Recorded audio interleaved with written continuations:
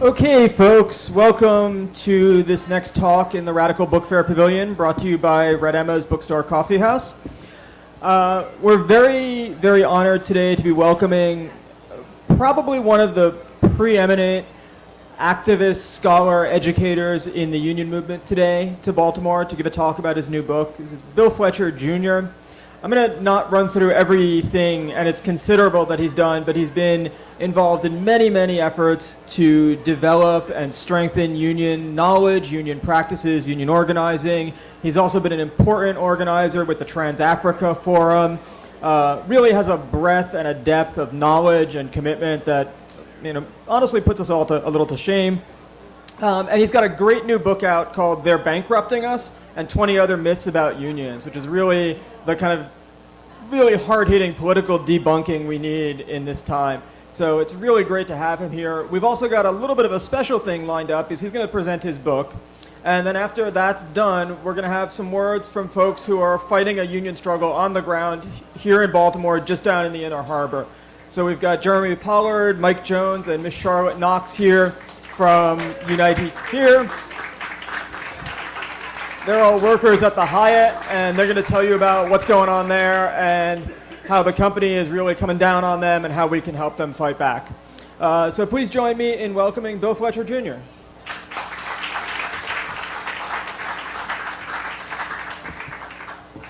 Thank you, John. Good afternoon, everyone. So I want to thank Red Emma for inviting me. I got really turned around by the directions, but it wasn't their fault. I ended up like 2 miles away from here. But it all worked out. So this is what I want to do. We're running late, and I want to respect the next speaker. So I want to give a little talk about this book and people that are interested in purchasing it, which I know will be everybody. I'm available to sign it. And then there'll be this discussion our friends from Unite here will lead us with in terms of this struggle. So let me tell you about this book and use that to talk about the situation that we face today.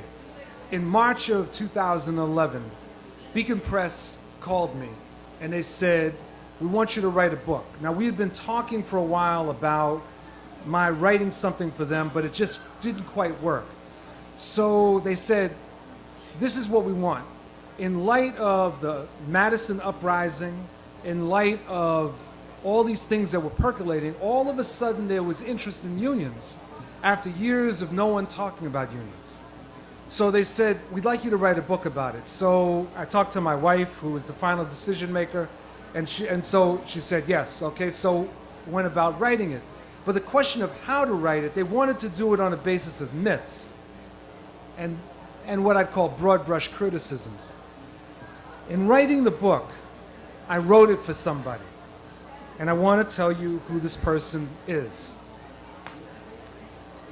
In early 2011, as I was flying from San Jose, California to San Diego, I was engrossed reading Global Restructuring Labor and the Challenges for Transnational Solidarity. The woman sitting next to me was noticeably interested in my book, so we struck up a conversation. She was in her 30s and lived with her husband and 2 children in Northern California. When she inevitably asked what I was reading, I explained it was about the global labor movement and the challenges of globalization. She looked at me intently while I explained, and when I finished, she asked, "What's a union?" To say that I was startled by a question would be a serious understatement, but this woman was sincere, so I went on to explain what a union was and gave her a couple of examples, such as teachers' unions. She nodded her head, and that might have ended the matter, but I suddenly realized that in spite of my explanation, she still didn't entirely understand. It seemed I was explaining something with which she was apparently entirely unfamiliar. What made this both perplexing yet instructive is that this was obviously an intelligent individual, and I fear her ignorance is emblematic of many Americans who don't fundamentally understand the raison d'etre behind the labor movement. When I wrote this book, I wrote it for her. I don't even remember what her name is. But in each chapter, what I did was come up with these myths and broad brush criticisms, and I treated it as a conversation.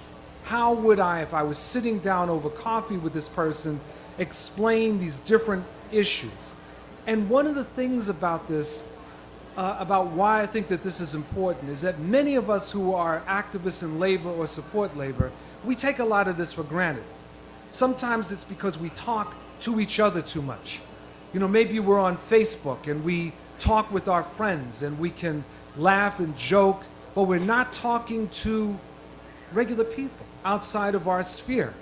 And we don't necessarily encounter these kinds of arguments, and then all of a sudden, out of nowhere, wham, you run into somebody that says unions were useful once, but we don't need them anymore.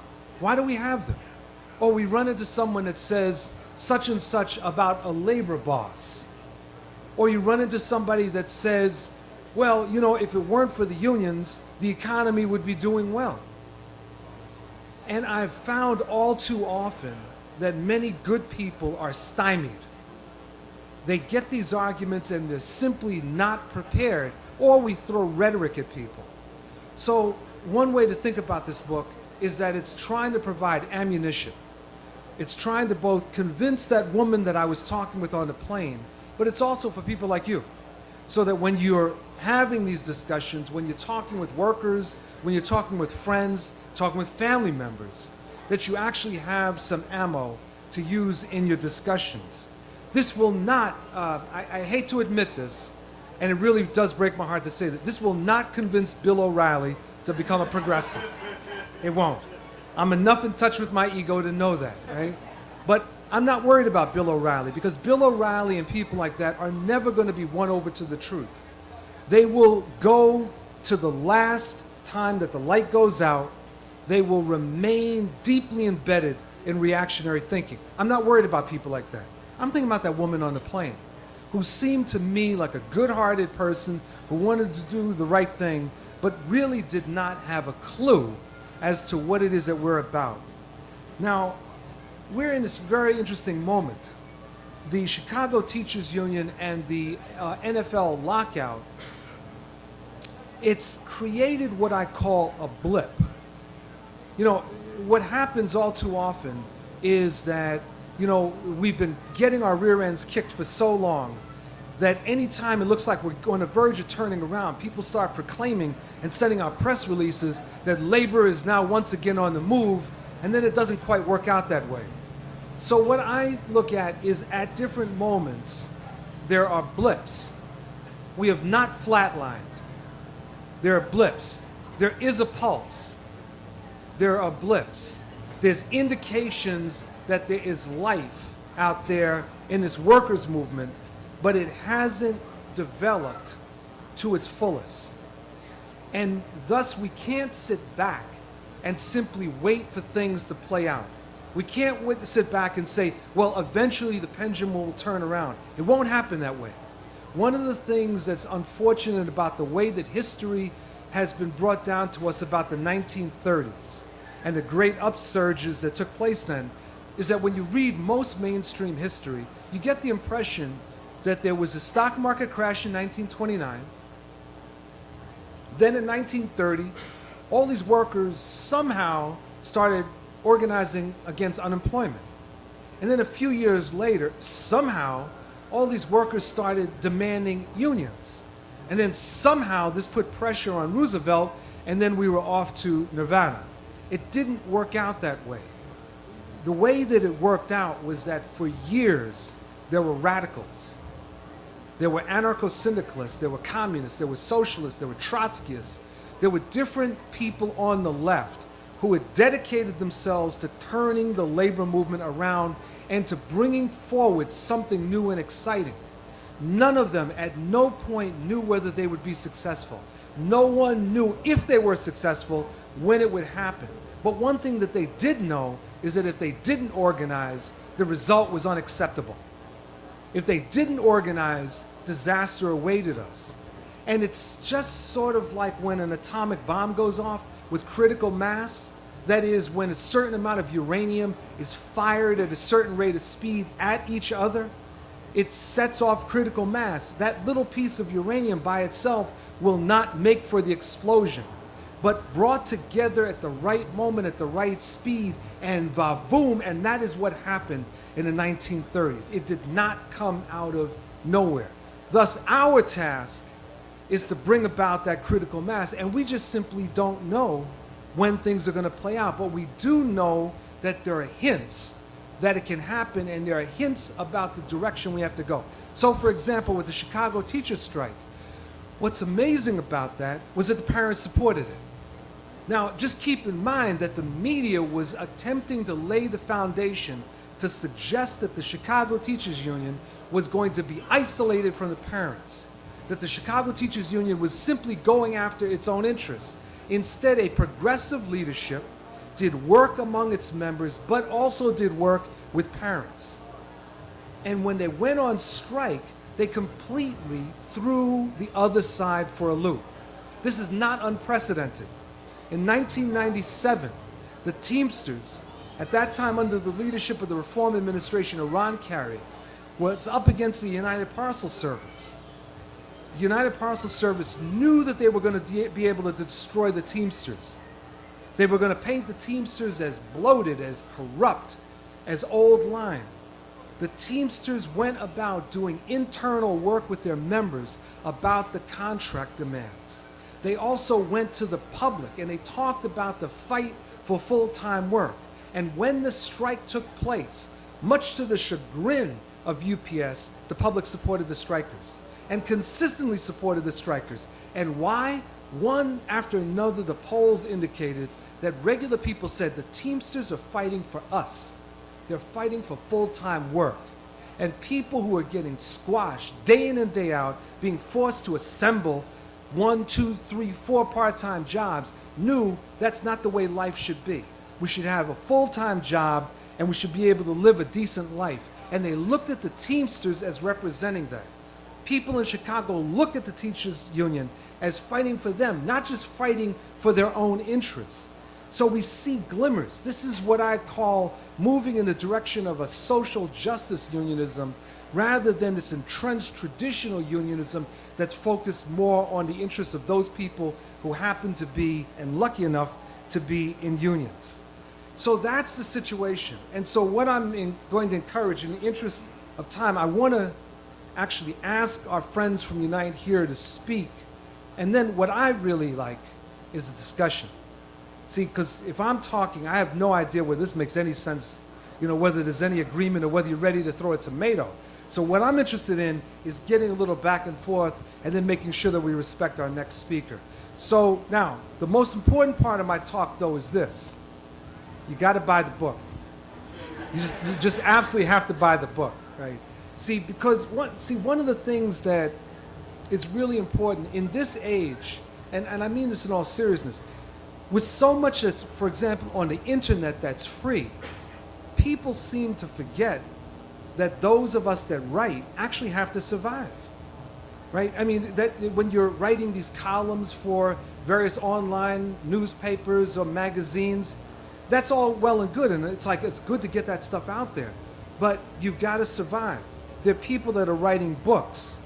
Fortunately, I'm not dependent on the sale of this book, so I probably shouldn't say this, in order to survive, but there are people that are, and it's really important that you show your support by purchasing books, if not mine, others, but certainly mine. So with that, I want to thank John, I want to thank Red Emma for this, and then look forward to this discussion, and I want to thank all of you very, very much.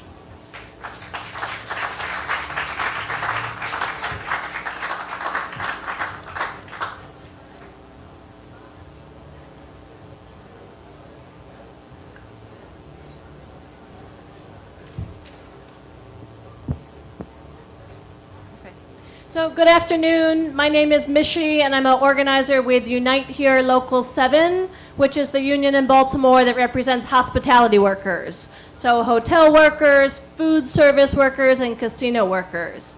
And we're taking on a fight at the Hyatt Regency Baltimore. People might know it. Huge hotel right downtown in the middle of the harbor. And we've got this fight with Hyatt both locally, but also nationally. So Hyatt workers in 20 different cities across the country have stood together to stand up to fight for better. So Jeremy Pollard is going to talk more about the local campaign, and then he's going to pass it over to Miss Charlotte Knox and Mike Jones, who are all Hyatt workers. Hi, my name is Jeremy Pollard, and I actually worked at the Hyatt for 13 years. In March of this year, 2 months almost to the day before we actually came public with our organizing, they fired me. And I was an underground contact at the hotel. I think through the summer I've learned that, more about the campaign and more about why Hyatt was chosen as a target, like I didn't know from working there. But Hyatt as a whole, as a corporation, is really in this giant race to the bottom in the way to treat workers. We have a normal union housekeeper has a daily room quota of 14 to maybe 16 rooms, depending on the contract. A worker at a normal non-union Hyatt can do up to 30 rooms a day as far as housekeeping goes. That's 30 rooms. That can be 2 beds to a room, so that could be up to 60 beds. Imagine cleaning your own house. You clean your bedroom, you clean your bathroom, do that 30 times over and over again. You can't do it. The body just physically cannot do it. So what the Hyatt has done is they've actually created, they've created a job that one person cannot do consistently year after year. So they said, sure, we'll fix that. They bring in what's known as temp agencies, and they bring in workers at about $8 an hour with no benefits, no health care, no vacation days, no sick days. And they replace the full-time jobs as full-time people doing this work, break down with part-time, with full-time, but temporary workers who, when they hurt themselves, they can just throw them away with no consequences and bring in a new one. This is the model they're trying to get for the industry. And as far as the Baltimore Hyatt is concerned, a big reason, it was the showpiece in downtown. It was the first downtown hotel that was built. And it was supposed to be good jobs for Baltimore, was their promise. When they opened, they had 530 jobs. They promised to be neutral. They promised to allow us to organize. They backed out on those promises. Today, they have 130 full-time workers, despite the fact that last year we had the highest occupancy by almost 20% of any hotel in our category. So they're making money hand over fist, and they're just finding new ways to really squeeze the workers. And we're tired of it. We're not going to take it anymore. So I'm going to hand it over to Charlotte now.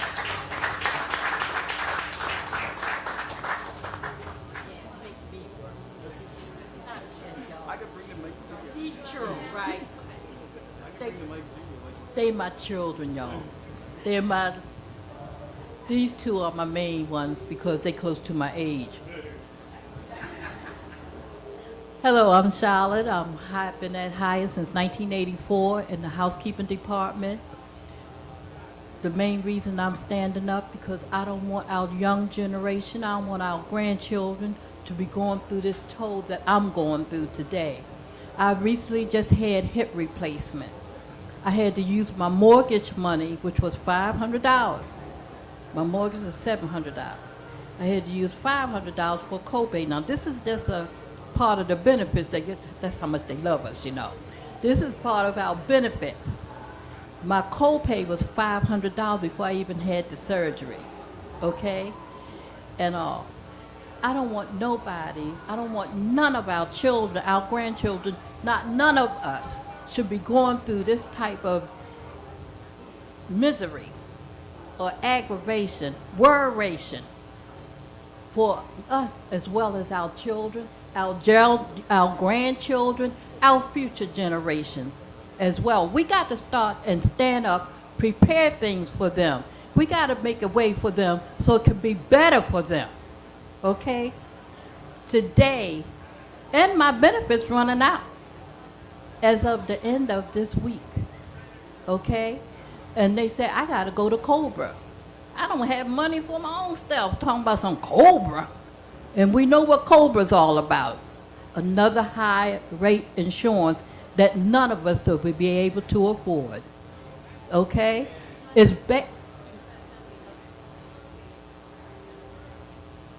get back to the main thing, okay. I was feeling myself, y'all. When I first started there, okay, at Hyatt, it was 40 housekeepers, not including the other like lobby porters and all. In the whole Hyatt, it was 530 direct Hyatt employees. All our other brothers and sisters, everybody had a job, okay? You knew you were good to go. Now, it's only 9 direct housekeepers in housekeeping department. Whenever you can count how many of us working, and they say it's no jobs, I guess not, it's not gonna be no job. One person is doing 3 people's jobs, okay? And they say this isn't happening. I guess not. Then you wear and tear on your body, and it takes a toll on you. Just doing 18 rooms apart, and you talk about 32 beds, make up your beds 32 times, not including with all the rest of assessments that you have to do, okay? And they come in here, then if you don't do it or do what they say, you out of there. They don't care about no seniority. They don't care about you, who you are or what you are. They care less. All they know is you will be replaced. And so quite naturally, you do the obvious. You got family to feed. You got you need roof over your head. Your children, they need to be fed. They need to go for education, daycare. Those who have families, you know what it's all about. You know you want better for your children. You know you want better for your whole family situation. And if you want better for your other sisters and brothers as well. And that's what I'm standing up for. I want more for our, yeah, come on here. Give me, come on. You know what I'm talking about. And I know you experience as much more help. My bad. Been through as much situation, maybe more, maybe worse than what I have. So look, we're looking for y'all as of October the 10th. Need your support, and also you got our support. Thank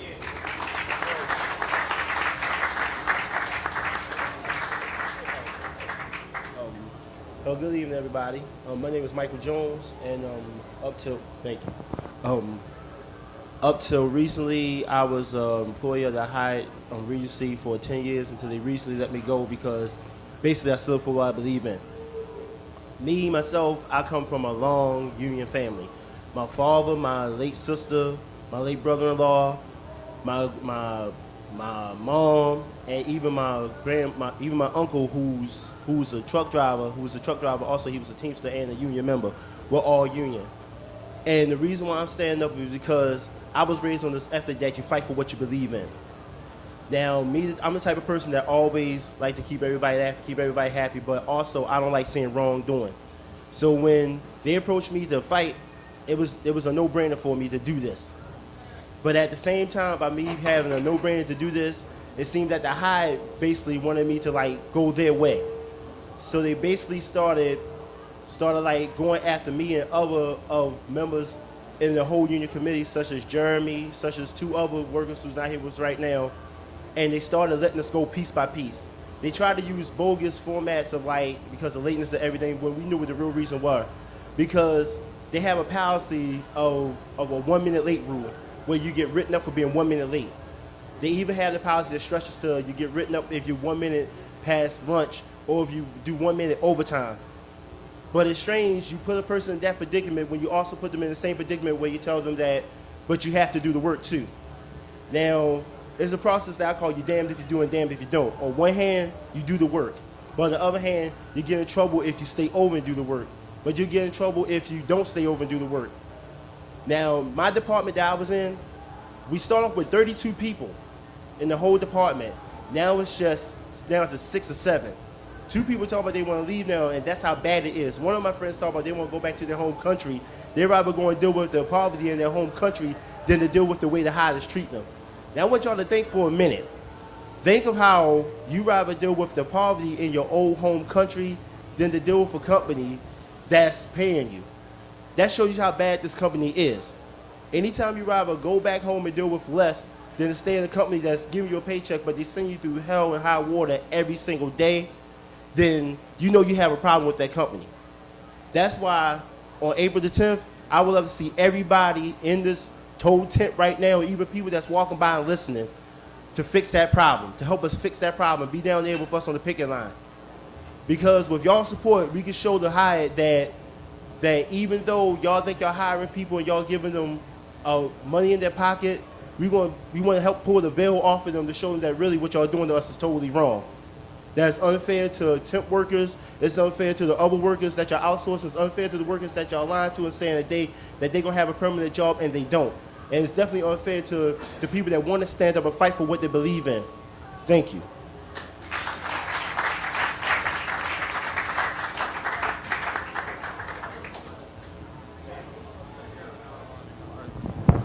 All right, so we've got about 20 minutes to have some discussion, and I'm going to first of all ask if any of the panelists have questions for each other, but then after that, if people have a question, raise your hand, and then come on up here and use the microphone because it's noisy. We're in the middle of a festival. There's bands and singing and all that, and it's great if everybody can hear what everybody has to say. So, Bill, do you have questions for the Unite folks? The Unite folks, do you have questions for Bill? No? All right, let's take something from the audience. Who's got something to say? Yeah, let me get Betty and then Eric.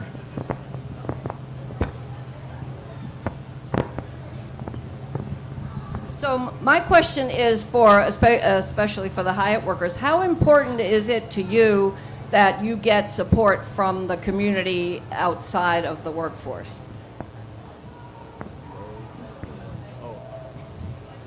Well, the reason why I feel as though it's important is because, like Jeremy said earlier, this hotel really was supposed to be the city's hotel. This was supposed to be our hotel, our home. So anybody who was looking for work, anybody who lives in Baltimore City, or anybody who just came through Baltimore City just to stay, they can have a place to work.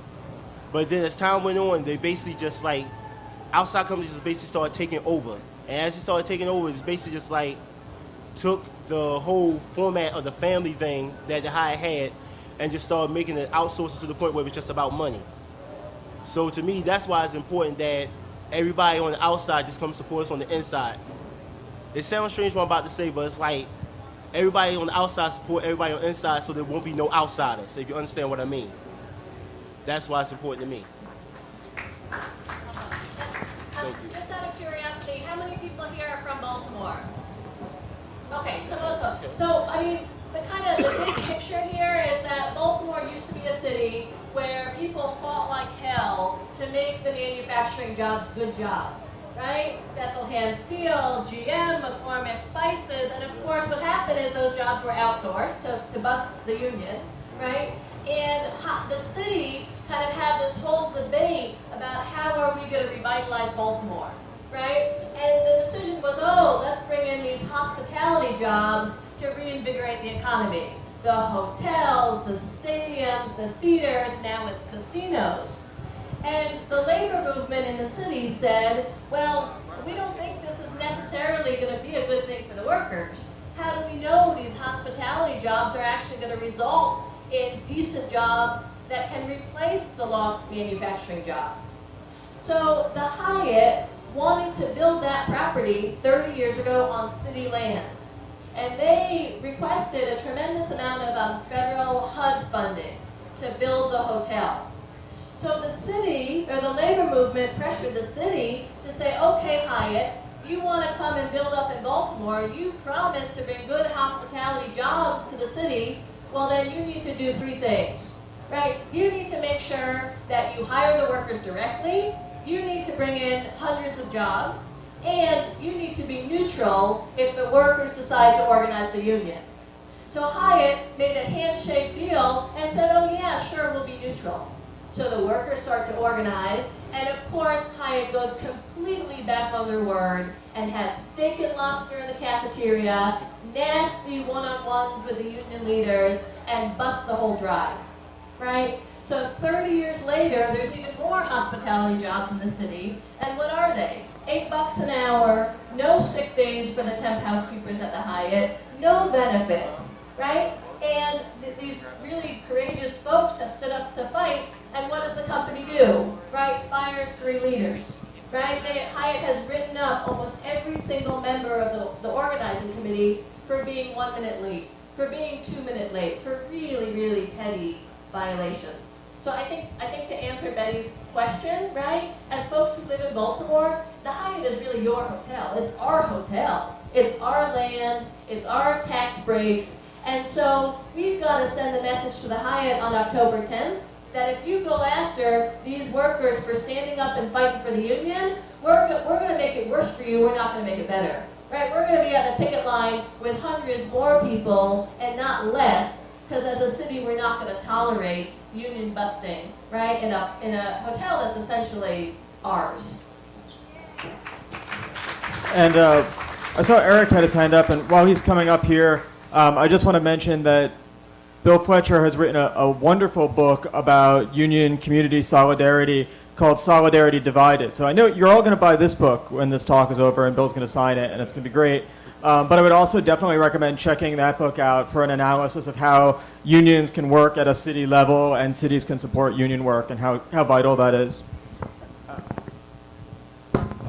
I just wanted to share something. I was really glad that Bill brought up the UPS strike. And I lived through that. I was working for a small publishing firm at the time. We put out a magazine, and we had a UPS delivery guy named Lenny who came every day with our UPS stuff, picked up our stuff, and took it away. And when the strike happened, all of a sudden Lenny wasn't there anymore. And it went on for weeks and weeks and weeks and weeks. And finally one day, the strike was over, and Lenny came back, and everybody in the office gave him a standing ovation. And these are people, they were, I'd say that they were like that woman who Bill was talking to at best. Some of these were pretty conservative people, but when he came back there, he got a standing ovation. We did an article about the strike afterwards, and Lenny was our model. We did a photo of him with his truck. He was like our model. So, I mean, I bring it up because that strike, it was like, it was an absolutely naked attempt by UPS to destroy that union. It was blatant. They were trying to wreck it.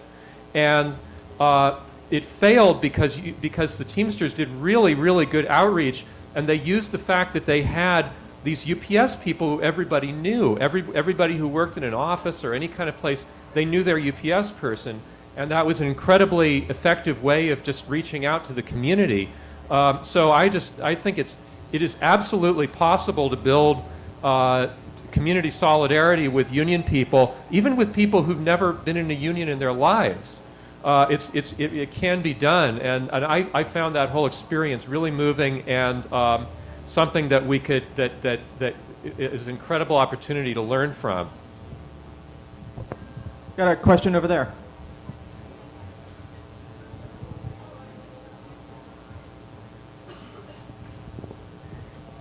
My name is Paula. In 1976, I hired onto the B&O Railroad. My family had been somewhat union, about half and half for years. Okay. I found out over the years the extent. I became the committeeman. I served as a committeeman and a recruiter and all kinds of problem solvers. And even though I retired after 32 years and with a lot of bite marks, I can tell you that if you stand together, they cannot get you. They can only get you when they peel you off one at a time. They have stood on my front doorstep in Pasadena. They used to subpoena me to court cases, hoping I would trip up and lie about what was the size of the ballast. Was it this long, this long, this long? How many pieces were there, whatever. They will try anything and everything. You must stand together. If you realize that $8 an hour, let's do math to make it a little simpler. If you got $10 an hour, it's only $400 a week before taxes. So if you make, in 4 weeks you make $1,600, you're going home with maybe $1,200. Can you live? Can you eat? Can you put a roof over your head? I am retired now. I still go to DC. Corporations will lie. They bring in people who will lie at a high rate of pay. They bring in people who are ties. but you must talk to each other. You must talk to your neighbors and find out why you have to stand in line at Giant, or you're now checking out your own groceries. You have to talk to your neighbors about it. It's our only hope in this country to be able to earn a living. Nobody's asking for anything, just the right to earn the living and not to have to look over your shoulder. I had a husband who watched my back for 30 years, not because he was employed in a union environment, but he used to let me rant and rave and get out of my system so I could smile sweetly and hold on to the job. Hang in there, you'll do it. And you've got to do it. This is all America has.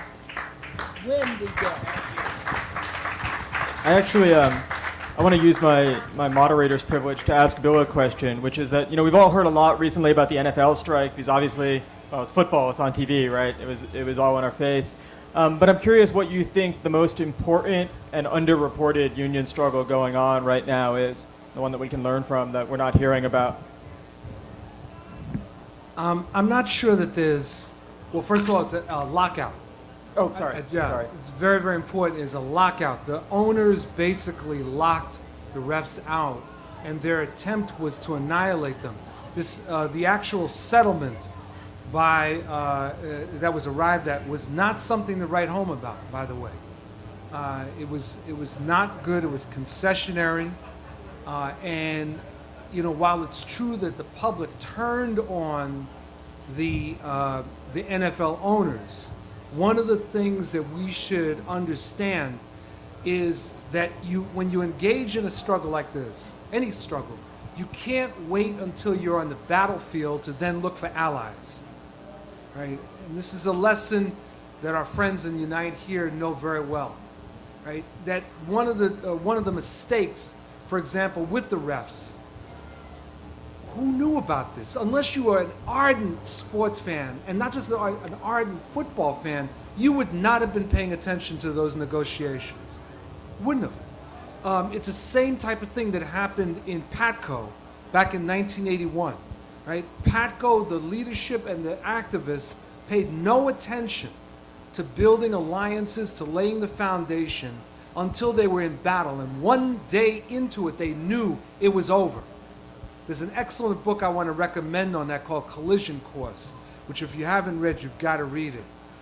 So what I think is very important about what we're hearing today is the critical issue of building alliances and preparing the groundwork so that when people engage in a struggle, they're not there by themselves. So there's a lot of struggles that are going on. There's one of the things that's underreported right now is that the West Coast and Gulf Coast dock workers are in contract negotiations.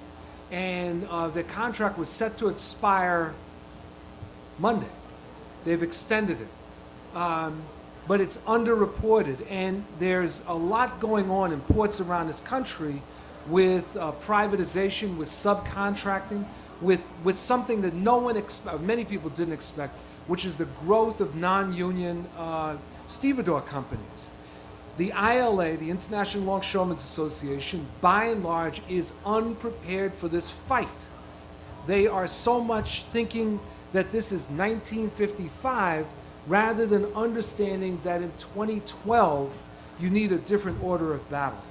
And so I think that there's a number of different struggles out there, John, but I'll just leave it at that. Okay. We've got time for a couple more questions. I've got you and then Iris. Sir, do you want me to bring the microphone over there?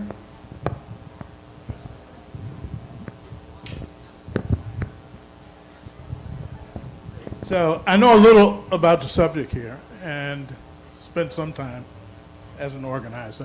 I'm just curious what actually the hotel restaurant workers strategy or Unite strategy is with regard to outreach, because very often, right, we turn our community strategy into a few alliances without being able to actually latch on to a bigger kind of movement or potential out there, and it becomes very difficult at that point because we're just dependent upon allies who may not have enough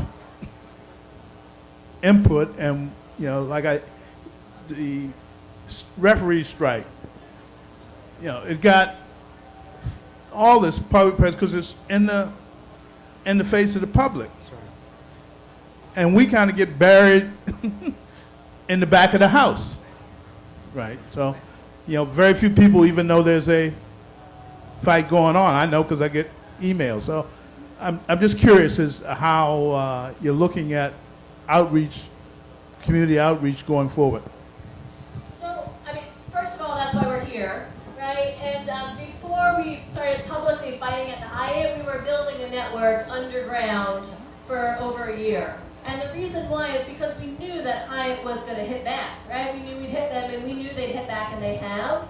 So, we're here to have a conversation with folks from the city about how to work together. Because, my understanding is that what's going on in the city is that there's a tremendous amount of anger about this issue of development, right? We've got tremendous tax breaks, tremendous incentives that are going to Cordish and going to Hyatt and going to Marriott, going to all these different companies. And what are the workers and what are the taxpayers getting in return for that?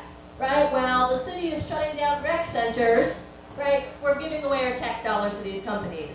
The city is closing swimming pools, right? And then people come, oh, where are the parents? Where are the families? Well, people are working 2 jobs because at $8 an hour, you can't afford to work 1 job and then go home and take care of your kids. So for us, this fight is much, much, much bigger than the Hyatt. For us, this fight is really about how are we going to be able to build a movement that's working together with united workers, that's working together with the teachers, that's working together with the different church communities in the city to be able to change the direction of the city.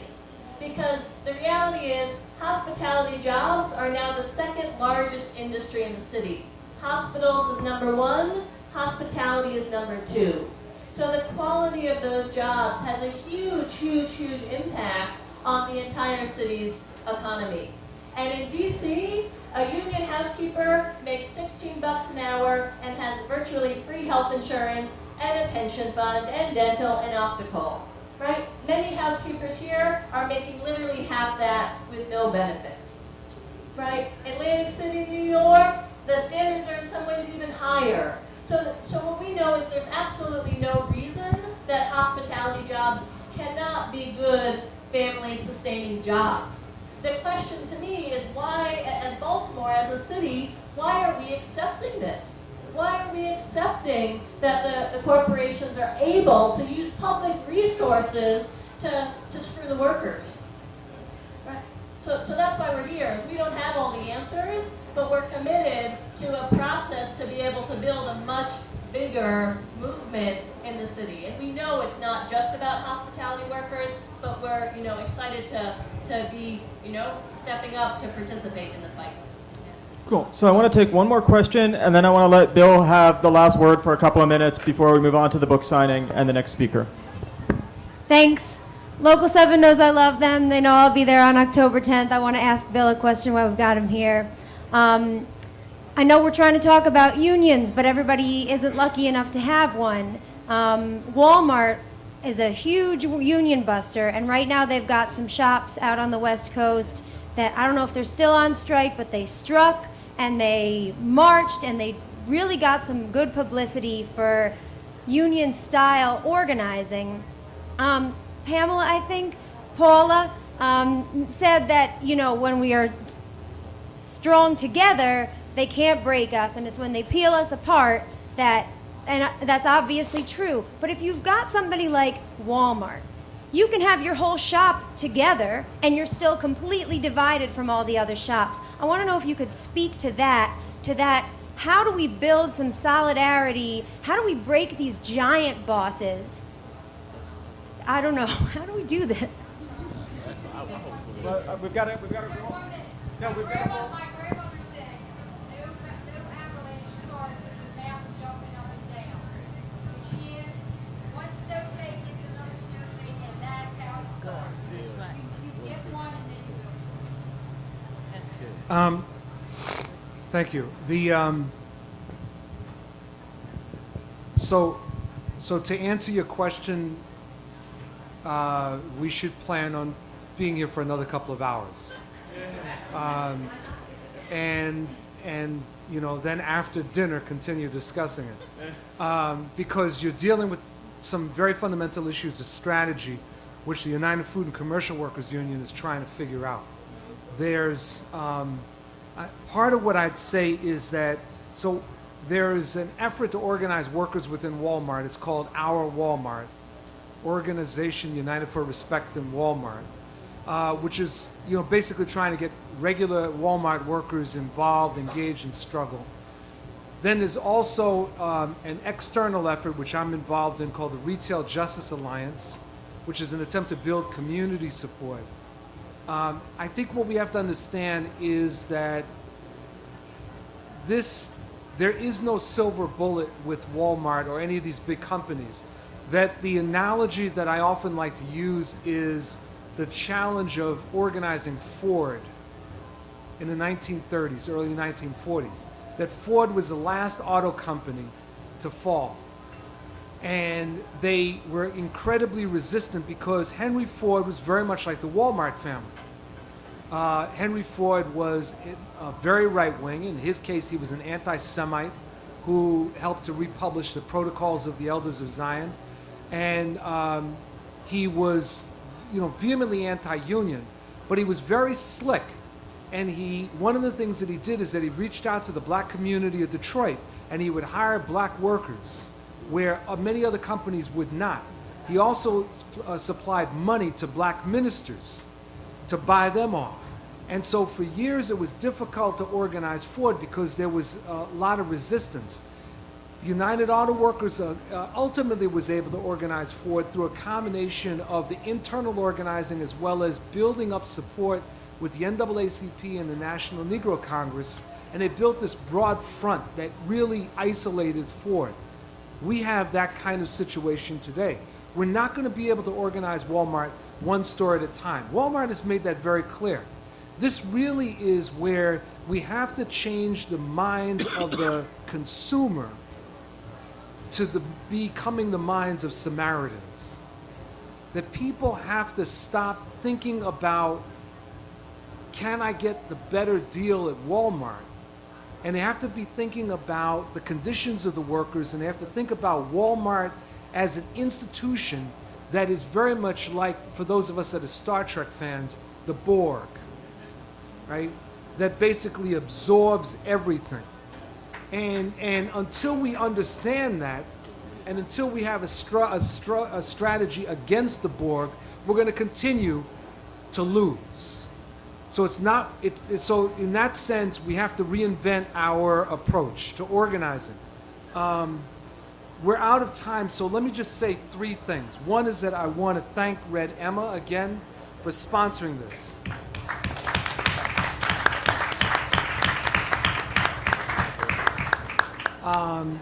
I want to, a gentleman that spoke that very modestly said he knew a little bit about organizing was a friend of mine who is a mentor. His name is Robert Moore, who was a leader for years of the SEIU healthcare branch in this area, 1199 EDC, and a longtime activist, and absolutely he's right. He did a little bit of organizing. I'm very honored that he's here. There's also Vito Suskinsky, who's from my union, the American Federation of Government Employees, a leader in Social Security. And I also see Dominic Molden, a community activist from DC. And then I want to give a special shout out to my college roommate, George Cheney. And I want to thank all of them for being here. I want to just close by saying this. We face what I call a running man scenario. For those of you that read Philip K. Dick or saw the film Running Man that had Schwarzenegger, you know that in that scenario, what was interesting about it was that it painted a dystopian future of tremendous wealth polarization where people basically got off on game shows that were absolutely sadistic.